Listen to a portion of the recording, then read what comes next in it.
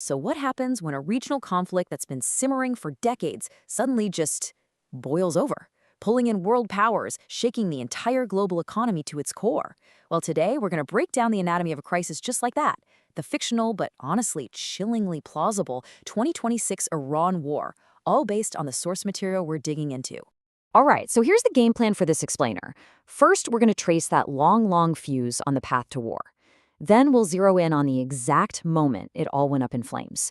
After that, we'll track how fast things escalated, dig into the absolutely devastating global shockwaves, and finally take a look at the super fragile ceasefire that basically left the entire world holding its breath.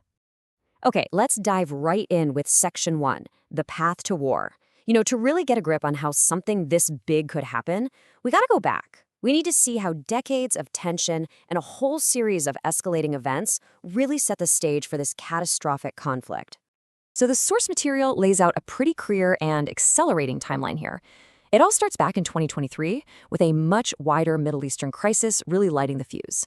That leads to this 12-day war in June 2025, which saw Iran and Israel trading direct fire and even a U.S. airstrike thrown into the mix. Then, fast forward to January 2026, internal pressure in Iran just boils over. We're talking a brutal crackdown on protesters. And that, in turn, prompts the U.S. to start this huge military buildup in the region by February. I mean, with each step, the pressure just got more and more intense. And this all really illustrates the fundamental deadlock, right? You had these two competing strategies crashing into each other. On one side, you have the U.S. with its maximum pressure campaign, basically using sanctions to try and cripple Iran's economy. And on the other side, Iran is doing what's called nuclear hedging. Think of it like this. They're getting all the parts and the know-how to build a nuclear weapon on super short notice without actually building one. It created this incredibly tense strategic stalemate that just felt like it was waiting to snap. And that brings us right to Section 2. A war begins. This is where we see all that tension, all that strategic maneuvering just funnel down into one single explosive moment, a moment that absolutely changed the world. The date, February 28th, 2026. That's the day Operation Epic Fury launched. It was a massive, coordinated wave of surprise airstrikes by the US and Israel, hitting targets all across Iran. And the timing here was absolutely critical. This happened during ongoing negotiations and during the holy month of Ramadan. It was designed for maximum shock value. And look, you really can't overstate the severity of this attack. This wasn't just hitting military targets. This was a decapitation strike. In the very first wave of attacks, Iran's supreme leader, Ali Khamenei, was killed. That one act, it didn't just guarantee a massive response from Iran, it also created this instant, violent power vacuum right at the top of the regime. And there was zero ambiguity about the goal. In a video statement that very same day, President Trump just laid it all out there, stating that the purpose of the U.S. strikes was, effectively, regime change. So, a major line had been crossed, right? And that brings us to Section 3. The conflict escalates, because Iran's retaliation was swift, and it immediately plunged the entire region into total chaos. This gives you a really clear picture of all the players who were immediately drawn into the fight. On one side, you've got the United States and Israel, and on the other, you have Iran and its whole network of regional proxies. We're talking Hezbollah in Lebanon, the Houthis down in Yemen, and the Popular Mobilization Forces over in Iraq. Okay, so Iran's retaliation, which they codenamed Operation True Promise 4, was just massive in scope. They didn't just hit back at Israel, no. They unleashed this huge barrage of missiles and drones against U.S. military bases all across the Gulf region. Bahrain, Kuwait, Qatar, Saudi Arabia, the UAE. And they even hit a British base in Cyprus. The whole thing became a multi-front war, literally overnight. But, Iran's most powerful weapon, at least immediately, wasn't a missile.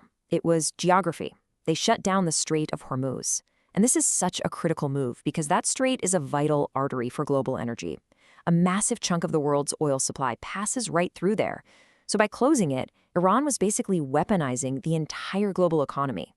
And that one move, closing the strait, is what immediately kicks off Section 4 of this story, global shockwaves. Yeah, this was no longer some contained regional conflict. The human and economic costs started to ripple out across the entire planet. And the numbers here are just mind-boggling. According to the source material, by April of 2026, The high-end estimate for economic damage to Iran alone hit $1 trillion. That's a scale of destruction that's almost impossible to wrap your head around. And here's how it hit everybody's wallet, all around the world. Global oil prices surged by 40%. And we're not talking about a simple market fluctuation here. This triggered a genuine worldwide fuel crisis.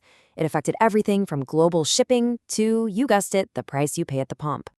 Now, pinning down the human cost is a lot trickier, and this chart shows you exactly why. You can see these wildly different casualty numbers coming from different sources. And what this really highlights is the intense information war that was happening right alongside the physical one. We're just presenting the data here from the source material as neutrally as possible, just to show you that huge disparity. And believe me, the cost for the other side was also just immense. By late March, the combined bill for both military and economic costs for the U.S. and its Arab allies had already soared past $218 billion. Just an incredibly expensive war for literally everyone involved. So, with these staggering costs mounting on all sides, the conflict moves into its final, really uncertain phase, a fragile ceasefire. After weeks of absolutely brutal fighting, the direct conflict finally paused. But this was the kind of pause that raised way more questions than it answered. So on April 8th, Pakistan actually manages to broker a deal. And on paper, it looked pretty straightforward. You've got a 2-week ceasefire, and during that time, Iran agrees to reopen the Strait of Hormuz to all commercial shipping. The problem, as it so often is, was in the details. The actual scope of the deal was immediately in dispute.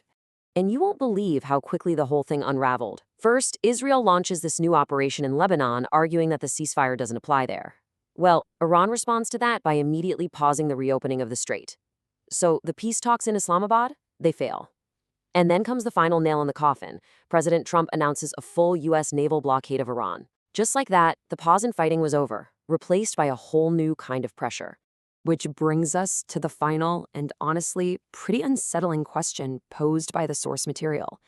With a full naval blockade in place, with proxy conflicts still raging, and with none of the core issues actually resolved, was this really an end to the war? Or was it just a pause in the fighting?